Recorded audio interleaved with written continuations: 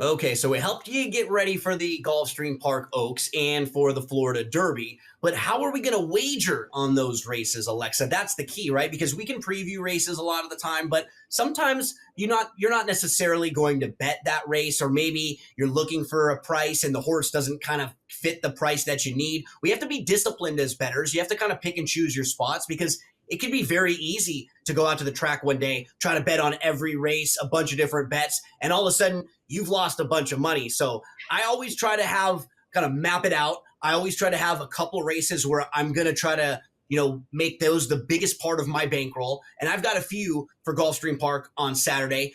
You've also got one for the Florida Derby. So we can take a look at how I'm going to wager on the Gulfstream Park Oaks. I thought in this race, we might be able to make a win wager on Paradise City. I think Paradise City could offer us some really nice value. So I put my $20 to win on Paradise City. What I'm also going to do in this race, Alexa, is play an exacta where I play the 1 and the 4. So I need Paradise City or 5G to win.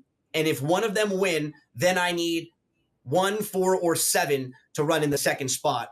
My approach, my reasoning here, I'm going to try to beat the Queen's MG, who I think might have ran a really good race last time out, but I feel like there are a couple others in here with more upside that are improving more rapidly right now. So those are the horses who I wanted to try to focus on, mainly Paradise City, 5G, and Anna's Promise to the outside. But Alexa, this is a wager where I'm only wagering on one individual race. There are different types of wagers where you could play multiple races. Explain to us the difference a little bit.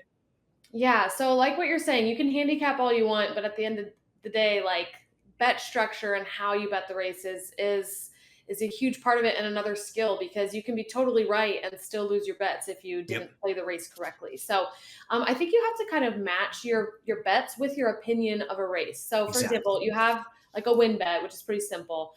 Place bet, which is for a horse to get second or better. A show bet is third or better. It's the least risky horse bet that exists in horse racing. And then you have what we're calling verticals, which is what Gino has here with an exacta, which is the first 2 in order inside of one race. A trifecta is the first 3 in order. Superfecta, first 4 in order. So you can bet all kinds of combinations inside of a race.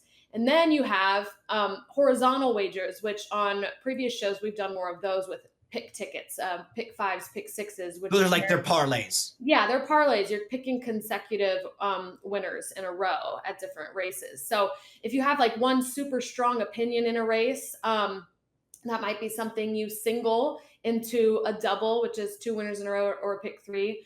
Or if you think there's you don't like the races around it, but you really like some value inside that race itself, you could single that horse on top of your exacta and then play those 10-1 shots you really like underneath it to try to squeeze a little more value out of that horse you really like. So there's lots of different ways to bet horse racing, which makes it a fun and challenging puzzle. And you have a way that we should play race number 14, which is the Florida Derby. Talk to us about what you're looking at. Yeah, so for the Florida Derby, I have an exacta here with Disruptor and Top and Street on top. So those horses are both going to be about 4 to 5 to 1.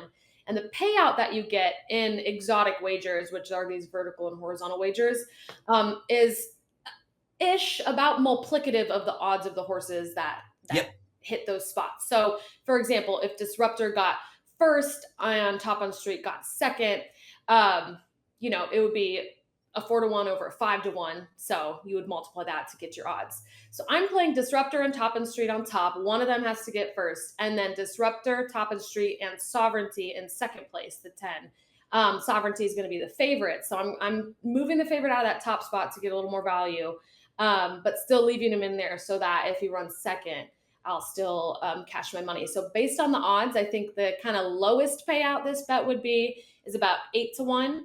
And the biggest payout might be 20 or 25 to 1, depending on how those horses finish. And the bet only costs $4 for a dollar. So, you're getting double your money to much more than that. And Alexa could win both of her bets if Disruptor were to win, and then either Tappan Street or Sovereignty were to run second, because she'd have her win bet, and then she'd hit the exacta as well. We can pull up my wagers for race number 14. We can actually hit together, Alexa. I have an exacta box with the 9 and the 10. So Tappan Street and Sovereignty. I boxed them up just because I do like the both of them, and mainly because I'm really high on Tappan Street. If he were to lose and run second and finish behind Sovereignty, at least that's kind of like my saver, right? At least if Sovereignty were to win and the horse that I really like runs second, I'll still make some money there. But I can also hit both of my wagers if Tappan Street were to win and then Sovereignty were to run second.